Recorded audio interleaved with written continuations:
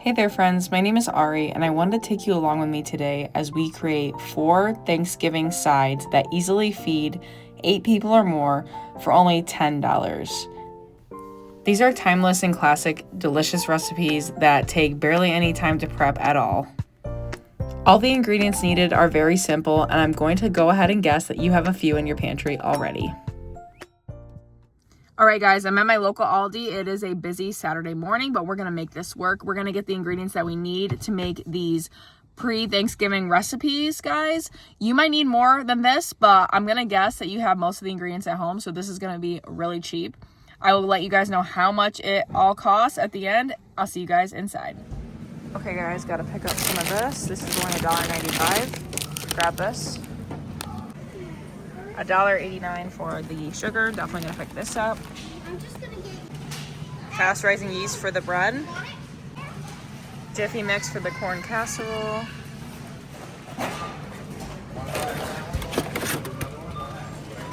Okay, we need both styles of corn, the cream corn and one of the regular corns. $10 for everything.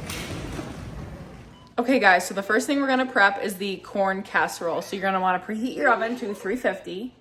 After that, guys, we're gonna put all of our ingredients that we bought and some that I had on hand. If you don't have them on hand, just go ahead and grab them. We're gonna put in a can of the cream corn, a can of the drained corn, a stick of butter that has been melted,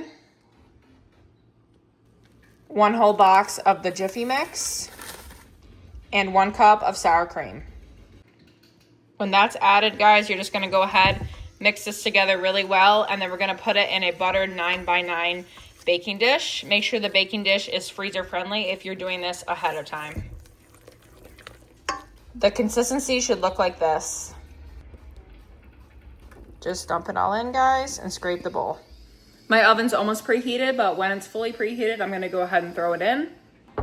Now, guys, I've never had this before. My husband loves cornbread, so I'm hoping he's gonna like this. I heard it's really good. It has a lot of good reviews, so if you have had it before, let me know in the comments how good it is. Now, a quick overview, guys, before we keep going. The other things that we are going to do prep for is going to be a no-knead bread, or you could do sourdough if you know how to do sourdough. I'm just gonna do no-knead bread for the sake of the video, and that's gonna be turned into stuffing on Thanksgiving.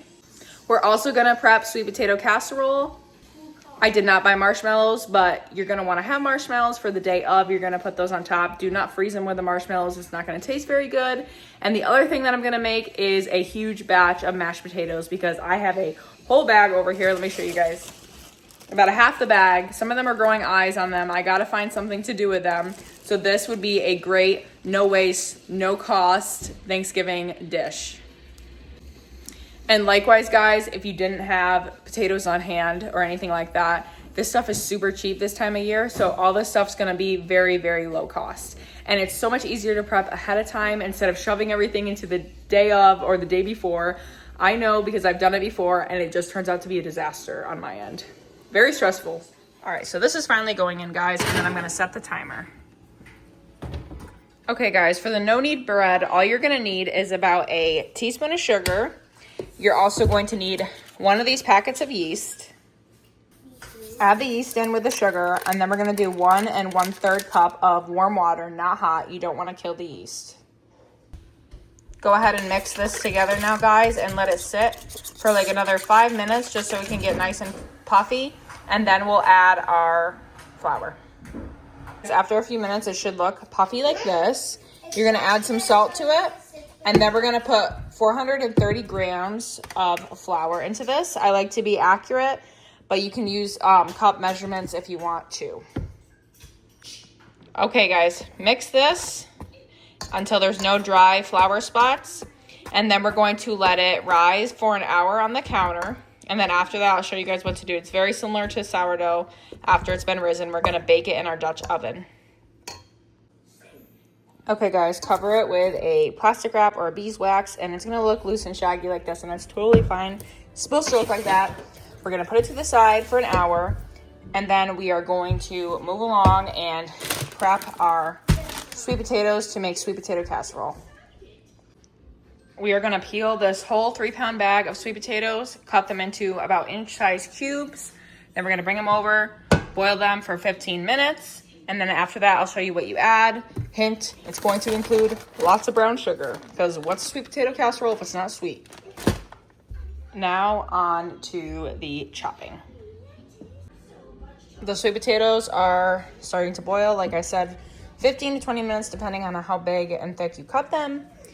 While that's boiling, we're gonna go ahead and get our potatoes washed, peeled, and chopped as well. That way we can boil them down and mash them into mashed potatoes. And I almost forgot to mention, guys, I have this pie pumpkin that's been sitting on my counter, so I really wanna make puree. I heard all you have to do is cut it in half, take out the seeds, and roast it in the oven. So we're gonna do that and then throw the puree in the freezer when it's done. That way I can make pumpkin pie closer to Thanksgiving. That way it doesn't taste bad. But yeah, so these are cut up. I'm gonna wait until this is done before I boil those, just because I'm lazy and I want to use one pan. But yeah, so if you had more than one pan, you could start boiling the white potatoes, but I'm just gonna wait. So this is what it's gonna look like, guys, when you open it up. Be very careful when you open it. It's hard to open, so it's gonna be easy. Bless you. It'll be easy to cut yourself if you're not careful. So I'm gonna scoop out these seeds. I'm gonna place it with this cut side up, and I'm gonna roast it. I gotta check how long. Guys, I looked it up. It's about an hour. So we're gonna throw this in the oven with the cornbread thing. And that is definitely coming along nicely. All right, guys, this is finally done. The potatoes are fork tender, so I'm gonna go ahead and drain this. Keep them in this pan, and then we're going to add all the ingredients that we need. And to this, we are going to add a half stick of butter, some salt, and then we're gonna do a half cup of brown sugar, mash it all together. And one thing I almost forgot is your cinnamon. Add a good amount to that, and then we'll start mashing it up. I'm gonna use this spaghetti thing as a masher because I do not have a masher. It broke a long time ago, but this works just as well almost. After we mash it completely, we're gonna place it in this 9x13 dish. Go ahead and use whatever freezer safe dish you have. I bought these just because I didn't want to use my glass. And then we're gonna let it cool completely, and then we're gonna wrap it in a bunch of foil and a bunch of wrapping paper, wow. Plastic wrap, I can't think. Plastic wrap, that way it does not get freezer burnt. All right, guys, this is what it's gonna look like, and then you're gonna wanna flatten it down. And like I said, don't top it with the marshmallows right now. Wait until the day that you're gonna bake it in the oven officially, because the marshmallows are gonna get weird in the oven. We got 2 down, 2 to go.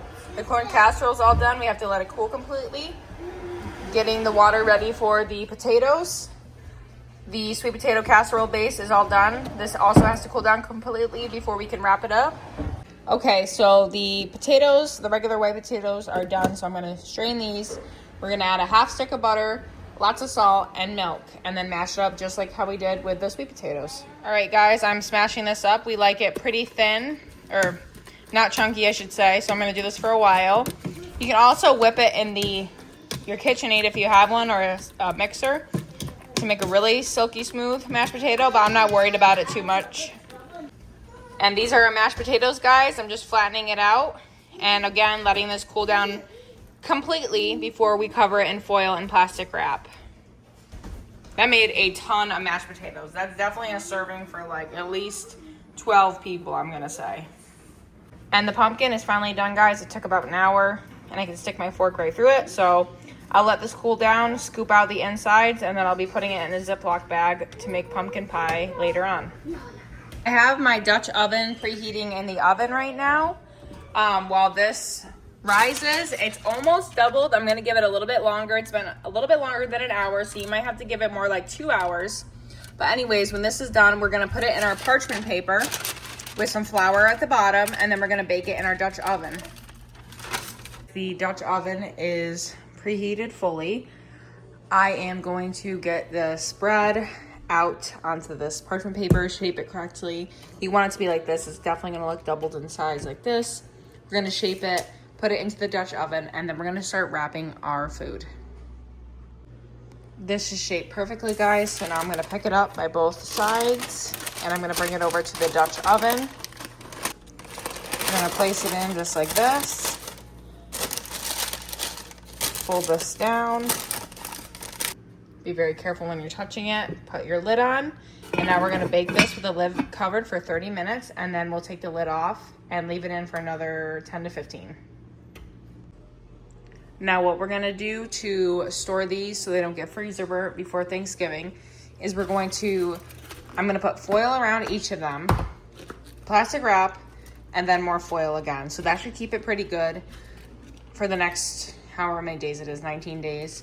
If it's gonna be even longer, you might wanna do something else, but I think we'll be good since it's not gonna be, you know, months in the freezer.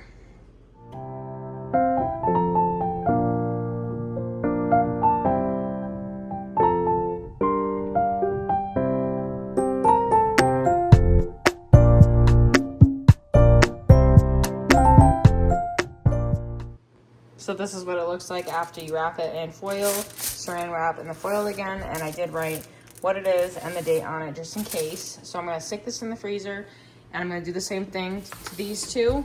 And this, I'm just gonna basically scoop out the pumpkin and put it in a Ziploc bag. Guys, I got 30 ounces out of that pumpkin, so I'm gonna put this in the freezer now, along with our other goods. All right, guys, it's been 30 minutes, so I'm gonna go ahead and take the lid off. Let's check it out. Oof, you guys can't see because of the steam, but it looks amazing.